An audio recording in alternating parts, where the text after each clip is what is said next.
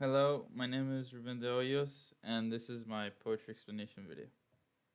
The poem that we will be talking about today, or explaining today, is America by Claude McKay, born in 1989 and died in 1948. The poem reads, Although she feeds me bread of bitterness and sinks into my throat her tiger's tooth, stealing my breath of life, I will confess, I love this cultured hell that tests my youth. Her vigor flows like tides into my blood, giving me strength erect against her hate. Her bigness sweeps my being like a flood, yet as a rebel front to king and state, I stand within her walls with not a shred of terror, malice, nor a word of jeer. Darkly I gaze into the days ahead and see her might and granite wonders there. Beneath the touch of time, a nearing hand, like priceless treasure sinking into the hand. The structure of the poem. The poem forms an English or a Shakespearean sonnet. This can be identified with multiple factors, which are its rhyme scheme, which forms of A B A B, C D C D, E F E F, and G G rhymes that are formed with three quatrains and the final couplet. I showed here its color scheme. Showed the rhyme, A being bitterness and confidence, and red being B, tooth and youth, C being blood and flood, uh, D being hate and state, E being shred and ahead, F being jer and there, and G being the couplet, hand and sand. I've also highlighted the quatrains A B A B, C D C D, E F E F, and the couplet, the G G. Uh, Next up is the couplet, which can differ, amplify, or compare to the idea that the three quatrains give us. As I read before, this poem talks about the how the love of the narrator's love of her, in this case, America, which we'll talk about later in more depth. We can see how the three quatrains talks about how she is or her, and then how he or the narrator still loves him, loves her, which will be the I will confess in line 3. At the end of line 3, I will confess I love this culture hell that tests my youth. And then it compares good things in this time with give me strength erect against her hate, and then in line 6, and then in line 9, how it continues. I stand within her walls with not a shred of terror, malice, not a word of jeer. And how he feels safe. We can conclude that he feels safe since he doesn't feel any terror, malice, or word of jeer, which means talking bad about something, in this case, her or someone. And then how it compares, it gives the idea of love, and it just ends it up with beneath the touch of time, an earring hand, like priceless treasure sinking into the sand. The last line being the comparison, or in this case, it amplifies the idea of the narrator's love towards her. The rhymes, and also that which of the rhymes can help us distinguish the theme or the poetic idea that the poem is given to the reader. In this case, the words that the rhymes are formed by: bitterness, confess, which contrasts the bitterness, make contrasts the confess, which gets into the idea of hate, but confesses the idea of love. And then tooth and youth makes a reference to the hate, which affects his youth, and then how he compares her like a tiger's tooth, stealing her, sinking into the throat of the narrator.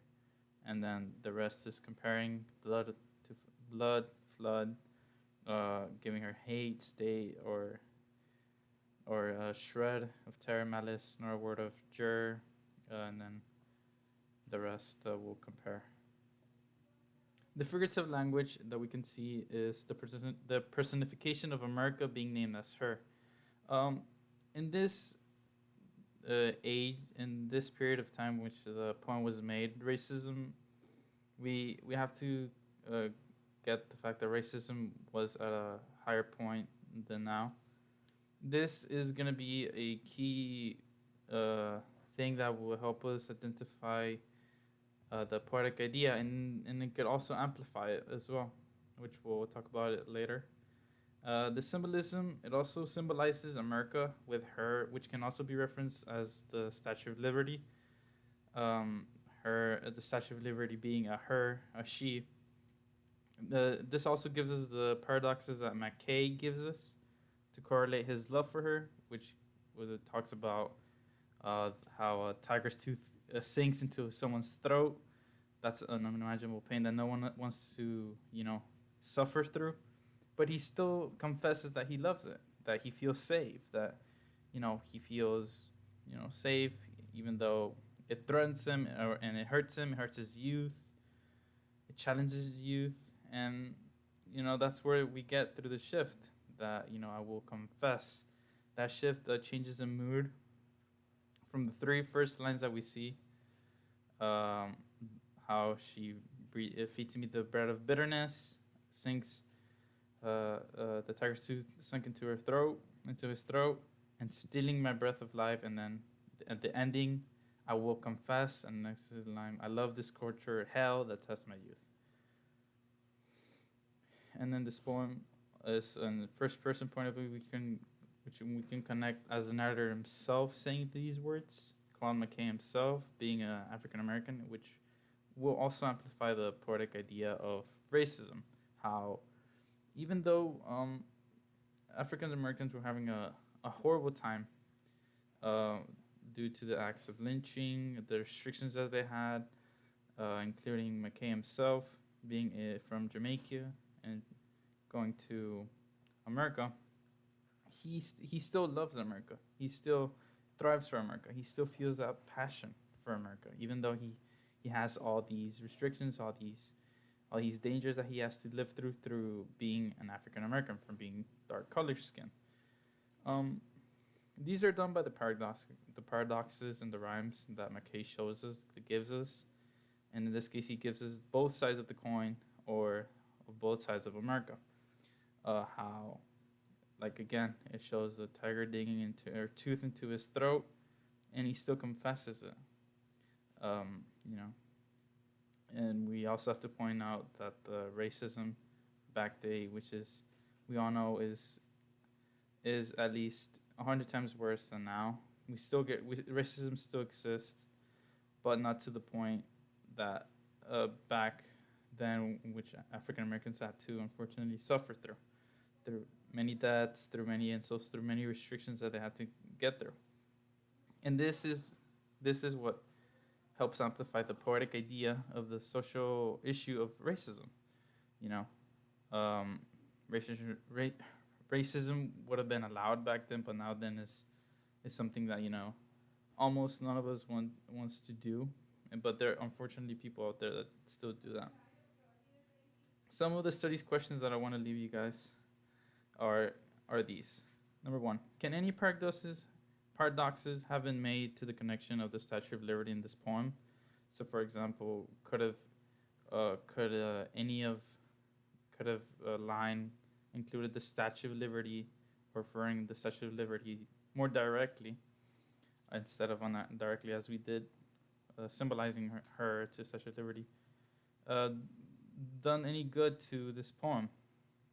Like referring liberty in this case, or referring a statue and doing a sort of connection between there and his passion towards America or her. And second, could this poem have the same effect if it was written in today's age, where racism wasn't at the level as it was back then, or would it have diminished the theme of the poem?